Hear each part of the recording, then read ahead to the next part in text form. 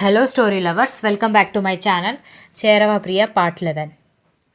ఉదయాన్నే పళ్ళు తోముకుంటున్న ఐశ్వర్య దగ్గరకు వచ్చి, త్వరగా ఫ్రెష్ అయ్యి టిఫిన్ చేయడానికి రండి, మనం హైదరాబాద్ వెళ్తున్నామని వాళ్ళమ్మ చెప్పిన మాటలకి ఐశ్వర్య ఒక లుక్ ఇచ్చి లీవ్ పెట్టే వరకు నన్ను అన్నయ్యని బ్రతకనివ్వలేదు. సరే 2 రోజులు పల్లెటూరి గాలి పీల్చొచ్చు అనుకుంటే మళ్ళీ హైదరాబాద్ అంటావేంటి అని కోపంగా అరవడంతో మామూలుగా నాన్నమ్మతో 3 రోజులు స్పెండ్ చేసి వెళ్ళిపోదాం అనుకున్నాం. కానీ ఆవిడ ఇక్కడ ఎన్ని రోజులున్నా ఆవిడ ఆరోగ్యం కుదురుపడదు, అందుకే మనం నాన్నమ్మని తీసుకుని హైదరాబాద్ వెళ్తున్నాం అని అంది. ఏంటి నిజమా అని ఐశ్వర్య ఆశ్చర్యంగా అడిగేసరికి, నిజమే అనగానే నాన్నమ్మ వస్తుందా అసలు, అయినా సిటీలో ఉండగలుగుతుందా అని అడగడంతో, ఉంటుంది, ఎందుకంటే మిమ్మల్ని ఇద్దరిని చూసి ఆవిడ సంతోషపడ్డం నేను చూశాను అని ఆవిడ చెప్పడంతో, అమ్మ లేక లేక వచ్చిన మనవడిని మనవరాల్ని చూసి ఎవరైనా సంతోషపడతారు,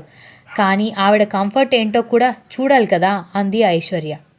అదేంటే మీ నాన్నమ్మ రావడం ఇష్టం లేదన్నట్టు అలా మాట్లాడుతున్నావు అనగానే, నీ బొంద, నాకెందుకు మా నాన్నమ్మ రావడం ఇష్టం ఉండదు, కాకపోతే ఆవిడ ఉండగలుగుతుందా లేదా, అక్కడ ఉండలేకపోతే హెల్త్ ఇంకాస్త పాడవుతుంది అని నా బాధ అనగానే, ఏమీ అవ్వదు కానీ నోరు మూసుకొని రెడీ అవ్వండి అని చెప్పింది.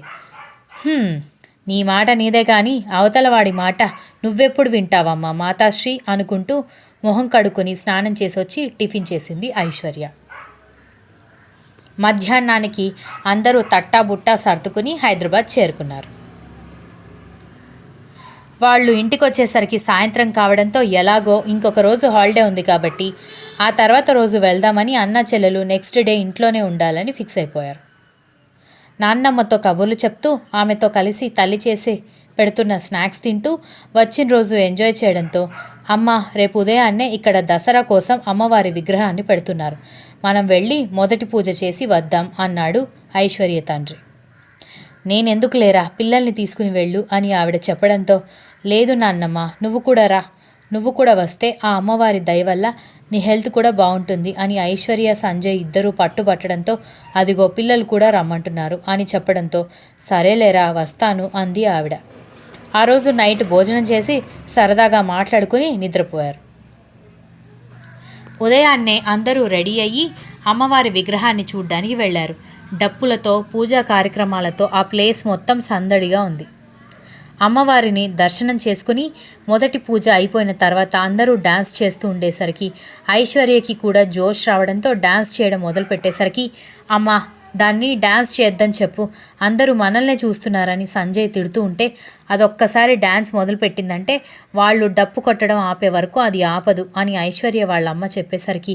చేయనివ్వు ఏమైంది, అదేమైనా మగపిల్లలతో కలిసి ఆడుతోందా, చిన్నపిల్లలే కదా దాంతో డ్యాన్స్ చేస్తున్నారు అంది పెద్దావిడ కూడా. వాళ్ళ అమ్మమ్మని హాస్పిటల్కి తీసుకొస్తూ కొబ్బరి బోండం కోసం దిగిన విజ్జు దూరంగా డ్యాన్స్ చేస్తున్న ఐశ్వర్యని చూసి కనుబొమ్మ ఎత్తి చూస్తూ, ఊరికి వెళ్తానని చెప్పి ఇది చేస్తున్న పని ఇదా, రేపు ఆఫీస్కి రావే చెప్తాను ఈ సంగతి అనుకుంటూ కార్ స్టార్ట్ చేసి ఇంటికి వెళ్ళిపోయాడు. ఒక 2 గంటలు డ్యాన్స్ చేసిన తర్వాత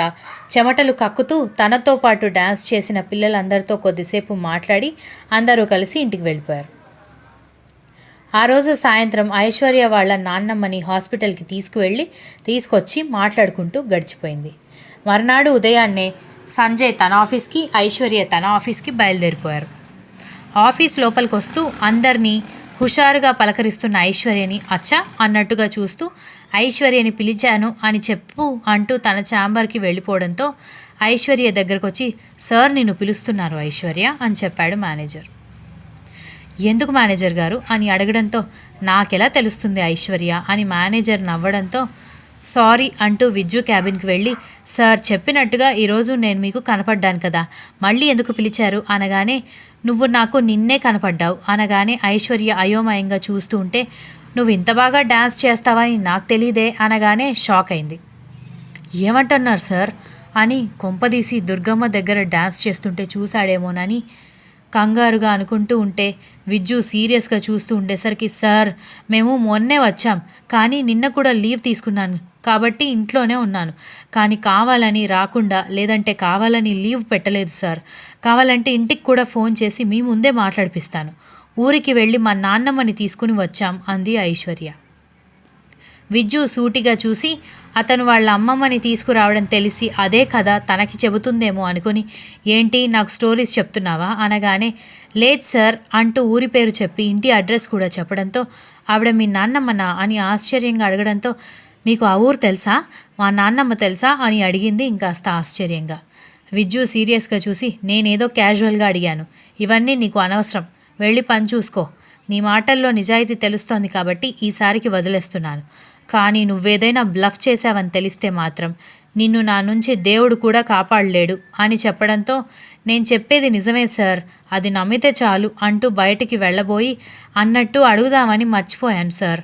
మా అమ్మమ్మ వాళ్ళ ఇంటి ముందు అచ్చం మీరు వాడేలాంటి కారులో అచ్చం మీలాగే ఉన్న ఒక వ్యక్తిని కారు దిగడం చూశాను సార్ అని చెప్పడంతో విజ్జుకి నవ్వొచ్చింది. ఏం మాట్లాడుతున్నావు నువ్వు అని కోపంగా అడిగేసరికి, అయ్యో నేను చూశాను అని చెప్పాను, కానీ మీరే అక్కడికి వచ్చారని నేను అనలేదు కదా సార్, ఎందుకు మీరు చిన్న వాటికి కూడా అంత సీరియస్ అవుతారు, ఇంకా నేను వెళ్తాను సార్ అంటూ అక్కడి నుంచి పారిపోవడంతో క్రేజీ గర్ల్ అనుకున్నాడు విజ్జు. అలా మరొక 3 రోజులు గడిచిపోయాక ఐశ్వర్య వర్క్లో ఎఫిషియన్సీ నచ్చడం, పైగా ఆఫీస్లో ఎంప్లాయీస్ కూడా ఆమె గురించి ఫీడ్బ్యాక్ పాజిటివ్గా ఇవ్వడంతో విజ్జు జాబ్ ఇవ్వాలని డిసైడ్ అయిపోయాడు. 1 వీక్ పని చేయాల్సిన తన గడువు అయిపోయిన రోజు అంటే సోమవారం ఐశ్వర్య తన క్యాబిన్కి వచ్చి, సార్ నా జాబ్ కన్ఫర్మ్ అయినట్టా కానట్టా, కాకపోతే సైలెంట్గా ఉండండి, నేను వెళ్ళిపోతాను, అయితే మాత్రం నాకు షేక్ హ్యాండ్ ఇవ్వండి అని ఐశ్వర్య చెప్పడంతో, ఇంకేం చేయాలి, షాల్వా కప్పి సన్మానం చేసి అవార్డు కూడా ఇవ్వమంటావా అనగానే, అదేం వద్దులేండి సార్, జస్ట్ నా కన్ఫర్మేషన్ కోసం అలా చేయండి అని చెప్పానంతే అంది ఐశ్వర్య తలదించుకొని. విజ్జు వస్తున్న నవ్వుని ఆపుకొని, ఏం వర్క్ నీది, ఇలా ఎలా చేసావు, అసలు ఇలా వర్క్ చేయడం నేను ఎవరి దగ్గర చూడలేదు అనగానే ఐశ్వర్య వెక్కిళ్ళు పెడుతూ, అర్థమైంది సార్, ఇంకా నేను వెళ్తున్నాను అనగానే, స్టాప్ దేర్ అని విజ్జు గట్టిగా అరవడంతో ఉలిక్కిపడి వెనక్కి తిరిగి చూస్తుంటే, నీ జాబ్ కన్ఫర్మ్ అయింది, రేపటి నుంచి నువ్వు నాకు సెక్రటరీ అని చెప్పడంతో ఐశ్వర్య ఒక్క క్షణం తనేం విన్నదో అర్థం కాక, కన్ఫర్మ్ అయిన వెంటనే thank you sir, thank you so much అని ఎగిరిగంతేసి విజ్జు చైర్ దగ్గరికి పరిగెత్తి అతన్ని గట్టిగా హక్ చేసుకోవడంతో విజ్జు ఆశ్చర్యపోయాడు. Hey what are you doing అని అడగడంతో వెంటనే ఉలిక్కిపడి దూరం జరిగి, sorry sir, I'm very sorry, ఏదో జాబ్ కన్ఫర్మ్ చేశారన్న సంతోషంలో కొంచెం తొందరపడ్డాను, నాకు షుగర్ ఎక్కువ కదా, ప్లీజ్ సార్ మీరు జాబ్ కన్ఫర్మ్ చేసిన నిర్ణయం వెనక్కి తీసుకోకండి ప్లీజ్ అని రిక్వెస్ట్ చేయడంతో, ఓకే సోది పెట్టకు, బట్ సెక్రటరీ జాబ్ ఎలా ఉంటుందో నేను నీకు స్పెషల్గా చెప్పాల్సిన అవసరం లేదు, అందరూ ఎంప్లాయీస్ లాగా 9 గంటలకు వస్తాను, 4ంటికి ఇంటికి వెళ్ళిపోతాను అంటే అవ్వదు, 7 గంటలకి, డైలీ 7 గంటలకి నా షెడ్యూల్ నా టేబుల్ మీద ఉంచాలి, నేను వచ్చినా రాకపోయినా, 8 గంటలకి నాకు ఫోన్ చేసి ఆఫీస్కి రమ్మని రిమైండ్ చేయాలి, నేను రాగానే ఆ రోజు షెడ్యూల్ అంతా చదివేసి ప్రతి 1 అవర్కి నా షెడ్యూల్ నాకు గుర్తు చేస్తూ ఉండాలి, లేట్ నైట్ పార్టీస్, ఏదైనా బిజినెస్ పార్టీస్ ఆఫీస్ అవర్స్ తర్వాత ఉన్నా కూడా నువ్వు నాతో పాటు రావాల్సి ఉంటుంది అనగానే, సార్ అని ఏడుపు మొహం వేసింది. ఏంటి నార్మల్ ఎంప్లాయ్ కంటే సెక్రటరీ శాలరీ ఎక్కువ ఉంటుంది అనగానే తెగ సంతోషపడ్డావు, మరి వర్క్ కూడా అలాగే ఉంటుందని తెలీదా అనగానే, తెలుసు, కానీ మరీ లేట్ నైట్లో కూడా మీ వెంట తిరగాలంటే ఎలా కుదురుతుంది సార్, ఆయన బిజినెస్ పార్టీలకి నేనెందుకు సార్, మీ గర్ల్ ఫ్రెండ్ని తీసుకుని వెళ్ళండి, అదే ఆ నేహ అనగానే పేపర్ వెయిట్ విసిరి కొట్టడంతో పక్కకి జరిగేసరికి గ్లాస్ డోర్ పగిలిపోవడంతో తూ అని వీపు చరుచుకుని ఒక్క క్షణం లేట్ అయి ఉంటే తల పుచ్చ పగిలినట్టు పగిలిపోయేది అనుకుంది. Continuous. If you like the story please like, share, comment and don't forget to subscribe.